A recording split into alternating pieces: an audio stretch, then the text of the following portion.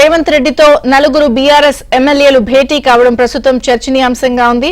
అయితే ఇదంతా ఒక మాస్టర్ ప్లాన్ లో భాగమేనంటూ కూడా రాజకీయ వర్గాలు విశ్లేషిస్తున్నాయి. మరొక పక్కన ఫిరాయింపులు బీఆర్ఎస్ ప్రోత్సహిస్తోంది అని ఇంకొక చర్చ జరుగుతున్న నేపథ్యంలో మొత్తంగా ఈ వ్యవహారం ఎటుదారి తీస్తుంది, ఎట్లా చూడాలి? తెలంగాణ బ్యూరో ఇన్ఛార్జ్ నవీన్ అడిగి తెలుసుకుందాం.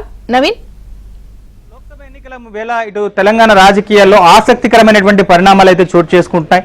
సో మనం చూస్తున్నాం గడిచిన 2-3 రోజులుగా ముఖ్యంగా ఇటు బీఆర్ఎస్ పార్టీ నుంచి కాంగ్రెస్ పార్టీ నుంచి మాటల తూటాలు రెండు వైపుల నుంచి కూడా మనకు వినిపిస్తున్నాయి. సో తెలంగాణ ముఖ్యమంత్రి రేవంత్ రెడ్డి దావోస్ పర్యటన సందర్భంగా, అలానే లండన్ లో ఆయన పర్యటన సందర్భంగా సో తెలంగాణలో ముఖ్యంగా బీఆర్ఎస్ పార్టీ మీద అలానే కేసీఆర్ మీద ఆయన తీవ్రమైనటువంటి విమర్శలు చేశారు. సో మరోవైపు కాంగ్రెస్ పార్టీకి సంబంధించినటువంటి మంత్రులు కూడా ఇటీవల కాలంలో తీవ్రమైనటువంటి విమర్శలు అయితే చేస్తున్నారు. మనం చూసాం నిన్న కోమటిరెడ్డి వెంకటరెడ్డి తెలంగాణ మంత్రి ఆర్ఎండ్బి మంత్రి కోమటిరెడ్డి వెంకటరెడ్డి కూడా ఒక సంచలనమైనటువంటి ప్రకటన అయితే చేశారు. సో బీఆర్ఎస్ పార్టీ నుంచి 30 మంది ఎమ్మెల్యేలు సో కాంగ్రెస్ పార్టీలోకి వచ్చేందుకు వాళ్ళంతా కూడా రెడీగా ఉన్నారు, కానీ తాము ఇప్పుడే వాళ్ళని చేర్చుకోమని చెప్పేసి కోమటిరెడ్డి వ్యాఖ్యలు చేశారు. సో ఈ వ్యాఖ్యలు చేసిన సరిగ్గా ఆ 4 గంటల తర్వాత సో బీఆర్ఎస్ పార్టీకి సంబంధించినటువంటి 4 ఎమ్మెల్యేలు ముఖ్యమంత్రి రేవంత్ రెడ్డిని కలవడం అనేటువంటిది కొంత చర్చనీయాంశంగా ఆసక్తిగా తెలంగాణ రాజకీయాల్లో అయితే మనకు కనిపిస్తోంది. సో వీళ్ళంతా కూడా మర్యాద పూర్వకంగానే ముఖ్యమంత్రి రేవంత్ రెడ్డిని కలిశామని చెప్తున్నప్పటికీ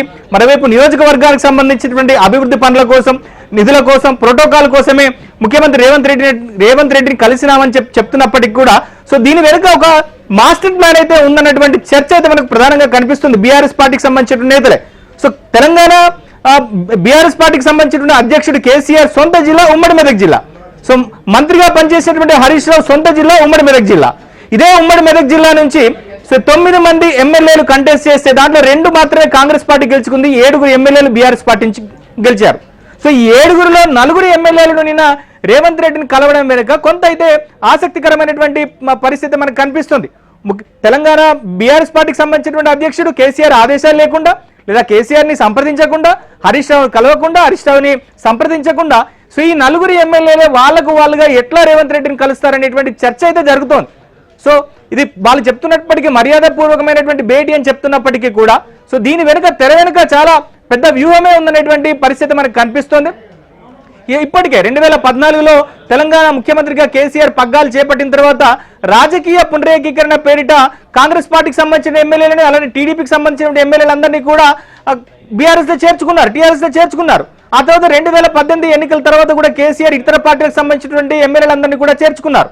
సో ఇప్పుడు ఒకవేళ కాంగ్రెస్ పార్టీ కనుక ఫిరాయింపులకు తెలియజెప్తే బీఆర్ఎస్ పార్టీ దాన్ని అడ్డుకునేటువంటి ప్రయత్నం చేసినా కానీ ప్రజలు ఎవరు కూడా నమ్మలేనటువంటి పరిస్థితి. ఎందుకంటే గతంలో కేసీఆర్ ఇదే సాంప్రదాయానికి తెరదీశారు కాబట్టి. సో కనుక ఎన్నికలు జరుగుతున్నటువంటి వేళ నేతలంతా కూడా కాంగ్రెస్ వైపు చూస్తున్నటువంటి వేళ సో ఎమ్మెల్యేలను అలానే సిట్టింగ్ ఎంపీలను కాపాడుకునేటువంటి ప్రయత్నం కేసీఆర్ చేస్తున్నట్టుగా తెలుస్తోంది. సో దీనిలో భాగంగానే కాంగ్రెస్ ఈ సమావేశం తర్వాత ఈ మీటింగ్ వల్ల జరిగేటువంటి ప్రచారం ఎట్లా జరుగుతుందో కూడా కేసీఆర్ అంచనా వేసే ఉంటారు. సో కనుకనే ఫిరాయింపులను కాంగ్రెస్ పార్టీ ప్రోత్సహిస్తుంది అనేటువంటి ఒక మెసేజ్ ఇచ్చేటువంటి ప్రయత్నం నిన్నటి భేటీ ద్వారా కేసీఆర్ చేసినట్టుగా అయితే మనకు కనిపిస్తోంది. సో ఎమ్మెల్యేలంతా కూడా ఏదైతే రేవంత్ రెడ్డిని కలిసి వచ్చిన తర్వాత ఇవాళ ప్రెస్ మీట్ పెట్టి అదేం లేదని చెప్పని వాళ్ళు చెప్తున్నప్పటికీ కూడా సో దీని వెనుక ఒక పెద్ద మాస్టర్ ప్లానే ఉన్నట్టుగా మనకు తెలుస్తోంది. మరోవైపు కాంగ్రెస్ పార్టీలో చేరేందుకు చాలా మంది నేతలంతా కూడా ఉత్సాహం చూపుతున్నారు. సో వీళ్ళంతా కూడా అధికారికంగా చెప్పినప్పటికీ కూడా ఎవరికి వాళ్ళు తెర వెనుక ప్రయత్నం చేస్తున్నటువంటి పరిస్థితి ఉంది. ఎందుకంటే మొన్న జరిగినటువంటి అసెంబ్లీ ఫలితాల్లో కనుక చూస్తే సో రూరల్లో ఎక్కడ కూడా ఇటు బీఆర్ఎస్ పార్టీకి అనుకున్నటువంటి ఫలితాలు రాలేదు. ఓట్ షేర్ మాత్రం కొంత 1.84% ఇక్కడ ఓట్ షేర్ తగ్గినప్పటికీ కూడా తగ్గిందని చెప్పని బీఆర్ఎస్ చెప్తుంది, తమ పర్ఫార్మెన్స్ బాగానే ఉందని చెప్తున్నప్పటికీ కూడా ఎమ్మెల్యేలుగా గెలిచిన వాళ్ళంతా కూడా ఇప్పుడు కాంగ్రెస్ వైపు చూస్తున్నారు. సో మొన్నటి ఎన్నికల్లో లోక్సభ నుంచి గెలిచినటువంటి 9 మంది ఎంపీలలో కనీసం ఒక ఇద్దరు ముగ్గురు మినహాయించి మిగతా ఎవరు కూడా బీఆర్ఎస్ తరఫున పోటీ చేసేందుకు ఉత్సాహం చూపినటువంటి పరిస్థితి. సో కనుక ఇట్లాంటి పరిస్థితి నుంచి బయటపడేటువంటి ప్రయత్నం కేసీఆర్ చేస్తున్నట్టుగా తెలుస్తుంది. దాంట్లో భాగంగానే తన పార్టీకి సంబంధించినటువంటి ఎమ్మెల్యేలను రేవంత్ రెడ్డితోని భేటీ కావడం కావచ్చు, ఆ తర్వాత జరుగుతున్నటువంటి ప్రచారాన్ని వీళ్ళంతా ఖండించడం కావచ్చు, ఇదంతా కూడా ఒక పక్కా వ్యూహం ప్రకారమే జరుగుతున్నట్టుగా మనకు తెలుస్తోంది. సో ఈ అంశాల పట్ల అసలు ఈ 2 పార్టీల్లో ఏం చర్చ జరుగుతోంది, సో ఎట్లాంటి వ్యూహంతో ఈ 2 పార్టీలు ఉన్నాయి, సో తెర వెనుక జరుగుతున్నటువంటి ప్రయత్నాలు ఏంటి తెలుసుకుందాం. మా ప్రతినిధులు బీఆర్ఎస్ కార్యాలయం నుంచి రాజేష్ ఉన్నారు, గాంధీ భవన్ నుంచి మా ప్రతినిధి సిద్ధార్థ్ ఉన్నారు. సో ముందుగా రాజేష్ దగ్గరికి వెళ్దాం. సో రాజేష్, ఎమ్మెల్యేలంతా 4 ఎమ్మెల్యేలు, అది కూడా మెదక్ జిల్లాకు సంబంధించినటువంటి ఎమ్మెల్యేలు నిన్న రేవంత్ రెడ్డిని కలిశారు. సో మర్యాదపూర్వకమైనటువంటి భేటీ అని చెప్తున్నారు. సో కానీ తెర వెనుక చాలా ఒక పెద్ద వ్యూహమే ఉన్నట్టుగా అయితే మనకు అర్థమవుతోంది. ఏం జరుగుతుంది, బీఆర్ఎస్ నేతలు ఏం చెప్తున్నారు దీనికి సంబంధించి?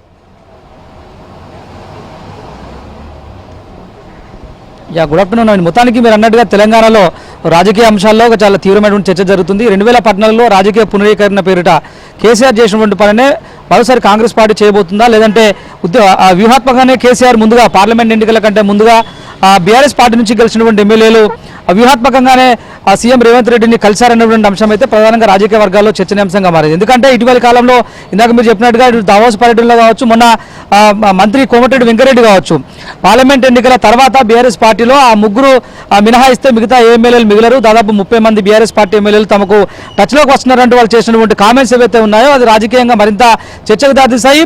ఈ మధ్య కాలంలో కూడా ఏబీఎన్ ఆంధ్రజ్యోతి సంస్థల ఎండీ వేమూరి రాధాకృష్ణ గారికి ఇచ్చినటువంటి ఇంటర్వ్యూలో కూడా పర్టికులర్గా రేవంత్ రెడ్డి కొన్ని విషయాలు చెప్పేటువంటి ప్రయత్నం చేశారు. తాను ముఖ్యమంత్రిగా బాధ్యతలు తీసుకున్న తర్వాత తెలంగాణ రాజకీయాల్లో ఎలాంటి ఫిరాయింపులను నేను ప్రోత్సహించాను, ఒకవేళ బీఆర్ఎస్ పార్టీ నుంచి అలాంటి ఫిరాయింపులు మొదలైతే కనుక అది ఎంత దూరం వెళ్తుందో ఎవరు ఊహించినటువంటి స్థాయికి చేరుతున్నటువంటి అంశం పట్ల కూడా అప్పట్లో రాజకీయంగా తీవ్ర స్థాయిలో చర్చ కూడా జరిగింది. ఎందుకంటే తమకు పూర్తి స్థాయి మెజారిటీ వచ్చింది, రెండోసారి తెలంగాణ సమాజం కాంగ్రెస్ పార్టీని యాక్సెప్ట్ చేశారు, దానిలో భాగంగా ప్రభుత్వాన్ని ఏర్పాటు చేసినాం. కానీ 2018లో 2014లో ఈ రెండు సందర్భాల్లో కూడా అప్పట్లో బీఆర్ఎస్ ముఖ్యమంత్రిగా ఉన్నటువంటి కేసీఆర్ చేసినటువంటి ఎలాంటి పార్టీ ఫిరాయింపులను కావచ్చు, ఇతర పార్టీల నుంచి గెలిచినటువంటి ఎమ్మెల్యేలను తమ పార్టీలో మెర్జ్ చేసుకునేటువంటి అంశంలో కావచ్చు చాలా పూర్తి స్థాయి స్పష్టతతో ఉన్నట్టు దీన్ని ఎట్టి పరిస్థితుల్లో కాంగ్రెస్ ప్రభుత్వం కావచ్చు, ముఖ్యమంత్రిగా తాను కూడా ఆమోదించబోయినటువంటి అంశాన్ని గతంలో ఆయన చాలాసార్లు చెప్పారు. మొదటిసారి ఇంటర్వ్యూలో అదే విషయాన్ని చెప్పారు. మొన్న జరిగినటువంటి ఇంటర్వ్యూలో కూడా ఏబీఎన్ ఆంధ్రజ్యోతి సంస్థల ఎండీకి ఇదే విషయాన్ని చెప్పేటువంటి ప్రయత్నం చేశారు. అయితే నిన్న నేరుగా బీఆర్ఎస్ నుంచి గెలిచినటువంటి 4 ఎమ్మెల్యేలు ఇందాక మీరు చెప్పినట్టుగా ఉమ్మడి మెదక్ జిల్లా నుంచి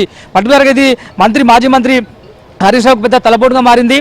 కేసీఆర్ సమాచారం లేకుండానే, వర్కింగ్ ప్రెసిడెంట్ కేటీఆర్కి సమాచారం లేకుండానే ఈ 4 ఎమ్మెల్యేలు సీఎం రేవంత్ రెడ్డిని కలిసి ఉండకపోవచ్చు అనేటువంటి ప్రచారం అయితే రాజకీయ వర్గాల్లో జోరుగా జరుగుతుంది. ఎందుకంటే 39 మంది ఎమ్మెల్యేలు గ్రేటర్ హైదరాబాద్ నుంచి అత్యధికంగా గెలిచినటువంటి ఎమ్మెల్యేలు ఉన్నారు. అందులో మెదక్ నుంచి 7 ఎమ్మెల్యేలు గెలిచారు. ఇందులో 4 ఎమ్మెల్యేలు రేవంత్ రెడ్డితో భేటీ అవ్వడము, గతంలో కూడా 2014లో 2018లో ఇతర పార్టీల నుంచి గెలిచినటువంటి ఏ ఎమ్మెల్యేలు కావచ్చు, ఆయా నియోజకవర్గాలు కావచ్చు పూర్తి స్థాయిలో నిధులు ఇవ్వలేనటువంటి విమర్శలు అయితే బీఆర్ఎస్ పార్టీ అప్పట్లో మూడనుకుంది. కనీసము ప్రతిపక్ష పార్టీల ఎమ్మెల్యేలకు అప్పట్లో సమయం కూడా ఇవ్వలేనటువంటి విమర్శలు అయితే గతంలో ఇదే విమర్శలు అయితే కేసీఆర్ ప్రధానంగా మూడగట్టుకున్నారు. అయితే గతంలో మిగతా రాజకీయ పార్టీల నుంచి కలిసి అధికార పార్టీలోకి వెళ్ళకపోతే కనుక ఖచ్చితంగా తమ నియోజకవర్గం అభివృద్ధి జరగదు, నియోజకవర్గానికి కావాల్సిన నిధులు సకాలంలో రాదన్నటువంటి భయాన్ని గతంలో కేసీఆర్ చాలా స్పష్టంగా క్రియేట్ చేసి వదిలేశారన్నటువంటి విమర్శలు అయితే ఉన్నాయి. దానిలో భాగంగానే ఇప్పుడు కూడా పార్లమెంట్ ఎన్నికల కంటే ముందు, పార్లమెంట్ ఎన్నికల తర్వాత తమ నియోజకవర్గం కనుక అభివృద్ధి జరగకపోతే గెలిపించినటువంటి నియోజకవర్గ ప్రజలకు ఏ విధమైనటువంటి సమాధానం చెప్పాల్సినటువంటి